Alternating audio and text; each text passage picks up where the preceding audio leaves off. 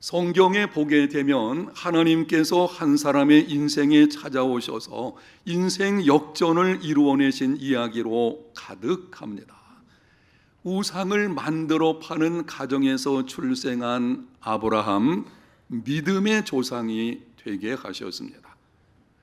속임수의 달인이라고 할 수 있는 지독한 이기주의적인 사람, 본인이 원하는 것을 얻기 위해서 수단과 방법을 가리지 않은 사람 야곱, 하나님께서 그 인생에 찾아오셔서 간섭하심으로 거룩한 이타적인 사람이 되게 만드셨습니다. 형들에게 팔려서 애굽에 내려가서 종살이하고 억울하게 누명을 쓰고 감옥살이했던 요셉, 누군가 그를 돌보지 않으면 평생 그냥 감옥에서 살다가 죽었을 것입니다. 그런데 하나님께서 찾아오셔서 은혜를 베푸심으로 당시 최강대국의 총리가 되게 하시고 형들이 찾아와서 용서를 구하게 하셨습니다. 가족들에게 밀려나서 잔칫날에도 들판에서 양을 치던 다윗, 한 민족의 위대한 왕이 되게 하시고 후손으로 메시아를 보내셨습니다. 기독교 진멸을 평생의 사명으로 알았던 사울, 이 사울의 사명감은 내 평생에 예수 믿는 자들을 잡아다가 핍박하고 죽이는 것이다. 그 사울을 하나님께서 변화시키시는데요, 위대한 복음의 일꾼으로 만드셨습니다. 출신이 좋지 않은 사람, 성품에 문제가 있는 사람, 신분이 낮은 사람, 사회적으로 인정받지 못하는 사람, 지독히 종교적인 사람, 세상은 이런 사람들을 무시하고 멸시합니다. 이런 종류의 사람들은 성공할 수 없다고들 말을 합니다. 그러나 하나님은 이러한 사람들을 택하시고 찾아오시고 함께 하시며 인생에 관여하심으로 인생 역전을 이루어 내셨습니다. 인생 역전을 이루어내시는 하나님의 능력을 경험하는 삶이 되려면 어떻게 해야 하겠습니까? 저는 오늘 말씀을 듣는 여러분 모두에게 하나님께서 은혜를 베풀어 주셔서 찾아오시고 함께 하시고 도와주심으로 말미암아 지금까지 여러분이 어떤 인생을 살아왔든지 역전의 놀라운 은혜가 있으시기를 축복합니다. 우리가 어떤 믿음의 사람이 되어야 하는지, 인생 역전을 경험하는 삶이 되려면 믿음이 있어야 할 것인데요, 어떤 믿음의 사람이 되어야 하는지 본문에 등장하는 롯의 경우에서 말씀을 드리겠습니다. 롯기서 1장을 보게 되면 롯기는 이렇게 시작을 합니다. 사사슬이 다스리던 때에 유대 땅 베들레헴에 엘리멜렉이라고 하는 사람이 살고 있었습니다. 어느 해 심한 흉년이 들어서 먹고 살기가 힘든 상황이 되었고, 그래서 가족들을 데리고 모압 땅으로 이사를 했습니다. 그런데 그 모압 땅에서 얼마 후에 남편 엘리멜렉이 죽었습니다. 남편이 죽은 후에 아내인 나오미는 두 아들을 위하여서 그 땅의 여인들을 잡으로 삼게 되었는데, 한 여자의 이름은 오르바요, 다른 여자의 이름은 롯입니다. 그런데 모압 땅에 거한 지 10년쯤에 두 아들 말론과 기련이 자식이 없이 죽었습니다. 그러나 롯기서 마지막 부분, 롯기서 4장을 보게 되면 시작과는 전혀 다른 내용이 기록이 되어져 있습니다. 롯이 보아스와 재혼함으로 가난이 변하여 부요함이 되었습니다. 롯이 임신하여 아들을 낳음으로 죽음이 새 생명으로 바뀌었습니다. 동네 여인들이 찾아와서 함께함으로 외로움이 변하여 교제가 되었습니다. 나아가 롯의 증손으로 이스라엘의 위대한 왕 다윗이 나왔습니다. 몰락한 가정이 믿음의 명문 가문이 되었습니다. 시작은 미약했지만 나중은 창대해졌습니다. 이후 다윗의 후손으로 예수 그리스도께서 오셨습니다. 이름도 없었던 한 가정이 인류 역사에 큰 영향력을 끼치는 인생 역전이 이루어진 것입니다. 여러분의 이해를 돕기 위해서 정리해서 말씀을 좀 드리겠습니다. 룻기의 시작은 흉년, 죽음, 슬픔과 고통, 외로움, 암울함, 무기력함입니다. 룻기의 결말은 부요함, 새 생명, 기쁨, 교제, 희망, 선한 영향력입니다. 인생 역전입니다. 여기서 우리는 질문하게 됩니다.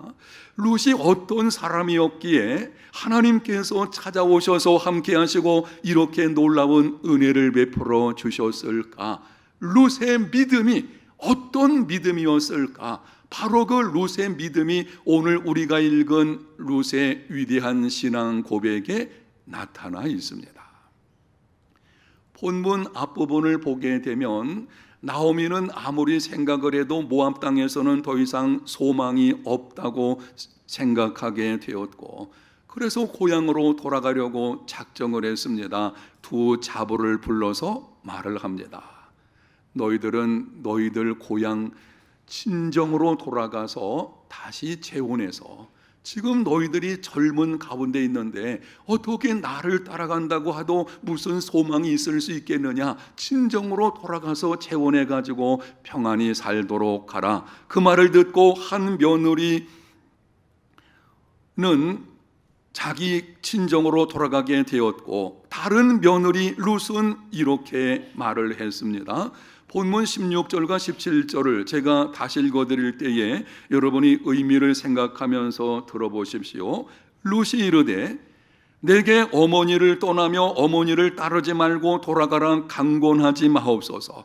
어머니께서 가시는 곳에 나도 가고 어머니께서 머무시는 곳에서 나도 머물겠나이다. 어머니의 백성이 나의 백성이 되고 어머니의 하나님이 나의 하나님이 되시리니 어머니께서 죽으시는 곳에서 나도 죽어 거기 묻힐 것이라. 만일 내가 죽는 일 외에 어머니를 떠나면 여호와께서 내게 벌을 내리시고 더 내리시기를 원하나이다. 룻의 위대한 신앙 고백, 인생 역전을 경험하게 하는 세 가지 믿음의 모습을 볼 수가 있습니다. 첫 번째는 쉬운 삶이 아니라 좋은 삶에 도전하라. 시어머니 나오미를 따라가는 길은 고난의 길입니다. 정든 본토 친척 모압 땅의 여자니까 그 땅에서 평안히 살 수 있겠지만 이제는 그 땅을 떠나서 낯선 이스라엘로 가야 하는 것입니다. 미래를 내려놓아야 합니다. 시어머니를 따라가는 길은 불확실한 미래입니다. 평안한 삶을 내려놓아야 합니다. 친정으로 돌아가면 편안히 살 수가 있겠죠. 어머니를 따라간다, 그것은 고난길을 걷는 것입니다. 그럼에도 룻은 선택의 갈림길에서 인생을 살다 보게 되면은 선택의 갈림길이 찾아오게 됩니다. 그 갈림길에서 이렇게 말을 합니다. 16절 상반절을 다시 한번 읽겠습니다. 룻이 이르되 내게 어머니를 떠나며 어머니를 따르지 말고 돌아가라 강권하지 마옵소서. 어머니께서 가시는 곳에 나도 가고 어머니께서 머무시는 곳에서 나도 머물겠나이다. 고향으로 돌아가는 쉬운 삶이 아니라 시어머니와 함께하는 좋은 삶을 선택했습니다. 시어머니와 함께하는 길은 고난이 있지만 인간의 마땅한 도리를 따라서 행하는 길입니다. 하나님께서 축복하시는 길입니다. 선한 영향력을 끼치는 길입니다. 우리는 좋은 삶 그러면은 퍼뜩 물량적인 개념을 가지고 접근하는 성향들이 있는데요, 정말 좋은 삶은 오늘 여기서 보여주는 이러한 것입니다. 인간으로서 마땅한 도리를 지키는 것, 부모를 공경하는 것은 마땅한 인간의 도리인 것이고 힘들어도 그것은 좋은 삶인 것입니다. 부모 공경하는 것은 하나님이 축복하시는 일이죠. 인생길에서 하나님이 축복하시는 길을 선택해서 가야 할 것이고, 그리고 그것은 선한 영향력을 끼치는 길, 좋은 삶입니다. 룻은 쉬운 삶이 아니라 좋은 삶을 선택하고 도전함으로 인생 역전을 경험하는 복을 받게 된 것입니다. 제이슨 미첼이라는 사람이 쓴 쉬운 예수는 없다라는 책이 있는데요, 그 책 표지 바로 안쪽에 보게 되면 이런 글이 있습니다. 예수를 따른다는 건 쉬운 삶이 아니라 힘들어도 좋은 삶을 선택한다는 뜻이다. 예수님을 따르게 되면 만사 형통하고 모든 일이 잘 될 것이다, 그렇게 되면은 참 좋겠죠. 우리 모두가 그런 삶이 되기를 원합니다. 그러나 예수님을 따르는 삶은 장미꽃을 뿌려놓은 탄탄대로를 걷는 것이 아닙니다. 예수님을 따르는 삶은 예수님께서 이렇게 말씀을 하셨어요. 이에 예수께서 제자들에게 이르시되 누구든지 나를 따라오려거든 자기를 부인하고 자기 십자가를 지고 나를 따를 것이니라. 예수님을 따르는 것은 자기를 부인하고 자기 십자가를 지는 것입니다. 그러나 그렇게 환난과 역경과 고통이 있을 수 있겠지만 예수님을 따르는 삶에는 영생이 있습니다. 영적 풍성한 삶이 있습니다. 선한 영향력이 있습니다. 장차 나타날 영광이 있습니다. 그래서 예수를 따르는 삶이 좋은 삶입니다. 쉬운 삶이 아니라 좋은 삶에 도전하는 믿음의 걸음이 되시기를 축복합니다. 쉬운 삶이 아니라 좋은 삶에 도전하게 되어지면 실패에 대한 두려움이 찾아올 수 있습니다. 하나님의 말씀에 순종하는, 예수님을 따르는, 내 믿음을 지키는 이 길로 나가게 된다고 하면 두려움이 찾아오게 되죠. 성경적 가치관을 따라서 자녀를 양육하려고 하면 혹시 내 자녀가 세상에서 뒤처지지는 않을까 두려움이 찾아오게 되죠. 이 말씀대로 순종하게 되면 사업장에 손해는 보는 것이 아닐까, 혹시 사람들에게 따돌림 당하고 내가 좀 이상한 사람으로 취급받는 것은 아닐까, 이런 여러 가지 일들에 대한 두려움이 찾아오게끔 되어져 있습니다. 이러한 두려움에 대해서 유명한 C.S. 루이스가 이렇게 말했습니다. 자신이 믿음으로 살고 있는지 확인하려면 자신이 하나님을 위해 하고 있는 일이 두려운 일인지 자문해 보라. 전혀 두렵지 않다면 믿음을 발휘하고 있지 않은 것이다. 여러분, 믿음의 도전에는 두려움이 따라오게 되어져 있어요. 루이스가 한 말 뒷부분을 다시 한번 보십시오. 전혀 두렵지 않다면 믿음을 발휘하고 있지 않은 것이다. 두려움이 없는 도전은 없습니다. 하나님의 말씀에 근거해서 새로운 일에 도전하려고 하면 두려움은 찾아오게끔 되어져 있습니다. 그러나 그 두려움을 이기고 일어나면 그에 상응하는 보상이 주어지게 됩니다. 명심하십시오. 믿음은 쉬운 삶을 보장해 주지 않습니다. 우리는 예수를 잘 믿으면 모든 일이 풀어질 것이다, 꼬인 것도 그리고 막힌 것도 다 열려지게 될 것이다. 여러분, 성경에 그렇게 말씀하지 않아요. 예수님을 잘 믿는 것이 쉬운 삶을 보장해 주는 것이 아니요, 믿음은 상황을 변화시키지 않습니다. 믿음은 상황을 변화시키는 것이 아니라 하나님의 관점에서 인생을 바라보게 하고 그것을 능히 이겨내게 합니다. 아멘. 믿음의 능력이 여기 있어요. 믿음은 상황을 변화시키는 것, 그것 이전에, 그것은 나중에 하나님의 뜻 가운데서 되어지는 것이고요. 믿음은 뭔가 하면 나로 하여금 당면한 문제에 대한 하나님의 관점이 무엇인지를 알게 하고 그렇게 관점을 보는 거예요. 하나님의 관점으로 보는 것이죠. 그리고 그것을 능히 이겨내게 하는 것입니다. 하나님을 신뢰함으로 쉬운 삶이 아니라 좋은 삶에 도전하는 삶이 되시기를 축복합니다. 두 번째는 하나님을 나의 하나님으로 삼으라. 16절 하반절을 보겠습니다. 어머니의 백성이 나의 백성이 되고 어머니의 하나님이 나의 하나님이 되시리니, 룻이 고백을 합니다. 어머니의 백성이 나의 백성이 되고 이스라엘 백성들에 속하여 살겠다는 것입니다. 어머니의 하나님이 나의 하나님이 되고 위대한 신앙 고백이죠. 여기서 우리는 어머니의 하나님이라는 것을 주목해 보아야 되는데요, 어머니의 하나님이 어떤 하나님이신가요? 흉년이 들어서 어찌하든지 살아보겠다고 이삿짐을 싸서 모압 땅으로 내려왔어요. 그런데 모든 것을 잃게 만드신 하나님, 그냥 하나님이 흉년의 그 기막힌 상황에 놓아두신 것입니다. 남편을 먼저 불러가시고 그리고 두 아들까지도 먼저 데려가신 하나님, 이제는 살 길이 막막하여서 빈손으로 고향 땅으로 돌아가야 되겠다라고 하는 그 상황에 처하도록 놓아두신 하나님, 그 하나님이 어머니의 하나님이었어요.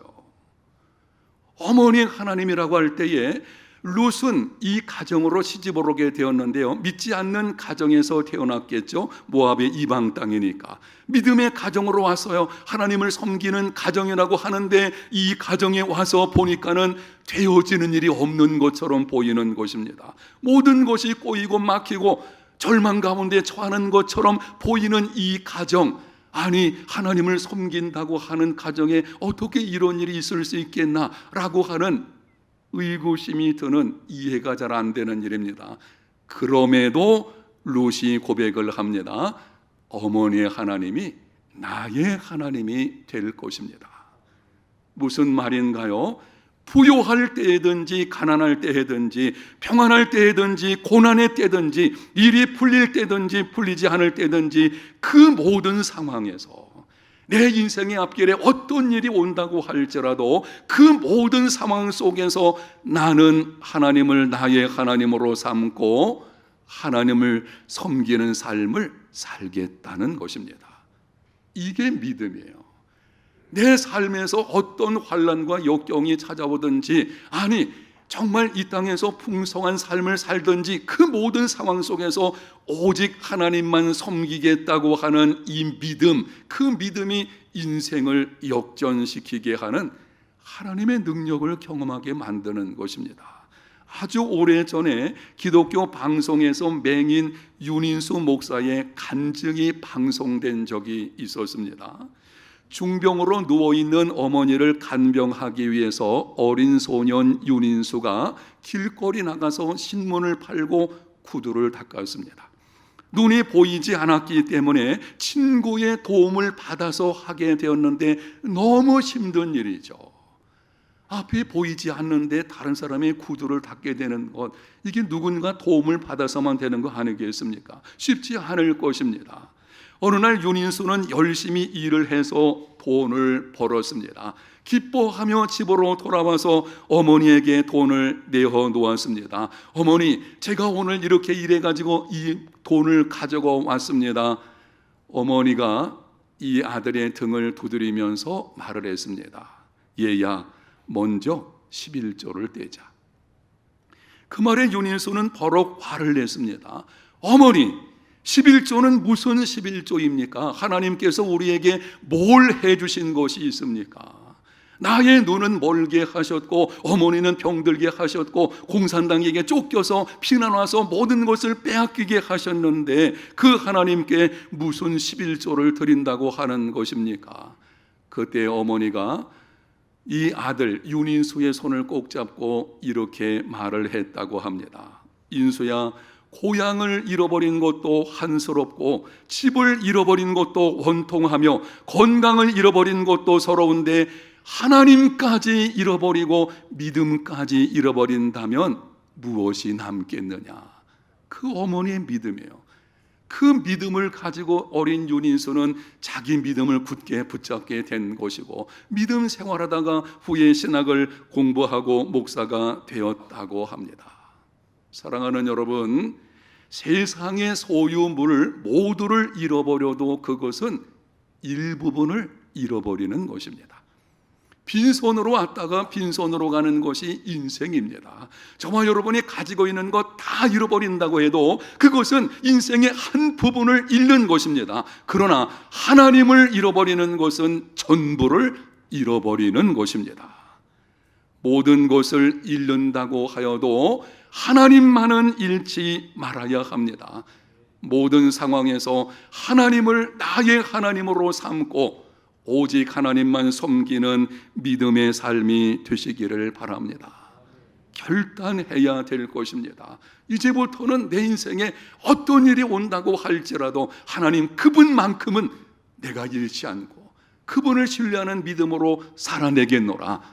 바로 그 믿음이 하나님께서 함께 하시고 인생 역전을 경험하게 하는 것입니다. 세 번째로, 좋은 삶을 선택한 후에는 그 걸음을 절대로 포기하지 말라. 따라합니다. 절대 포기하지 말라.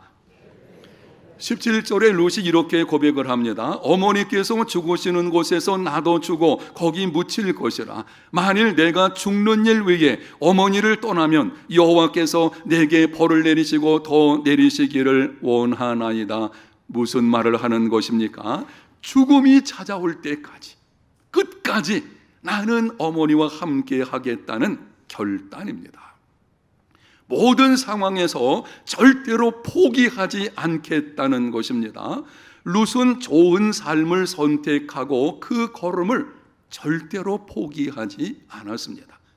경제적으로 몰락했지만 홀로 남은 시어머니를 떠나지 않았습니다.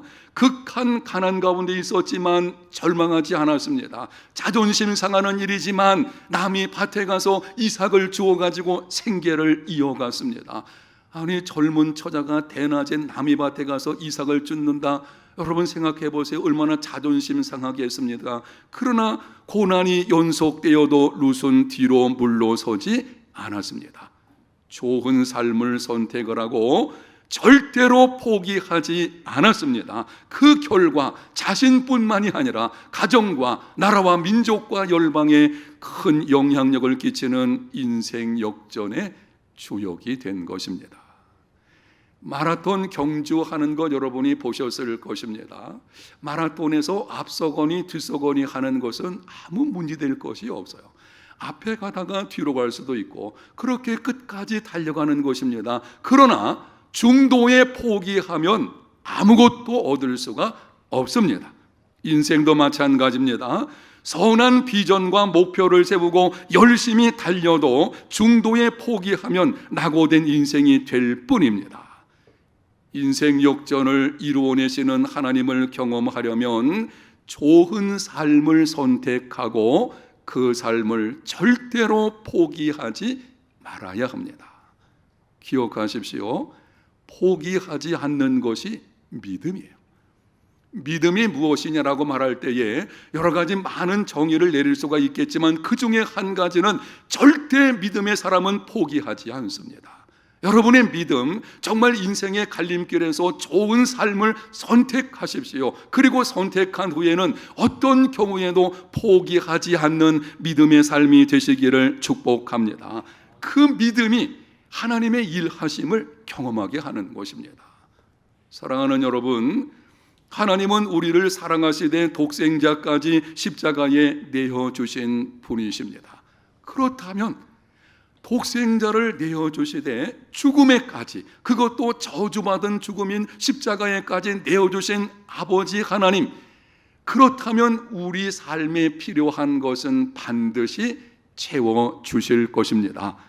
로마서 8장 32절, 자기 아들을 아끼지 아니하시고 우리 모든 사람을 위하여 내어주신 이가 어찌 그 아들과 함께 모든 것을 우리에게 주시지 아니하겠느냐. 인생의 갈림길에 섰을 때에 쉬운 삶이 아니라 좋은 삶에 도전하십시오. 하나님을 나의 하나님으로 삼고 모든 상황에서 하나님만 섬기십시오. 좋은 삶에는 고난이 없다는 것이 아니죠. 고난이 찾아올 수 있을 것입니다. 그때에 흔들리지 않고 오직 하나님만 섬기는 삶이 되십시오. 그리고 그 걸음을 절대로 포기하지 마십시오. 그리하면 하나님께서 약속하신 대로 반드시 새 일을 이루어 주실 것입니다.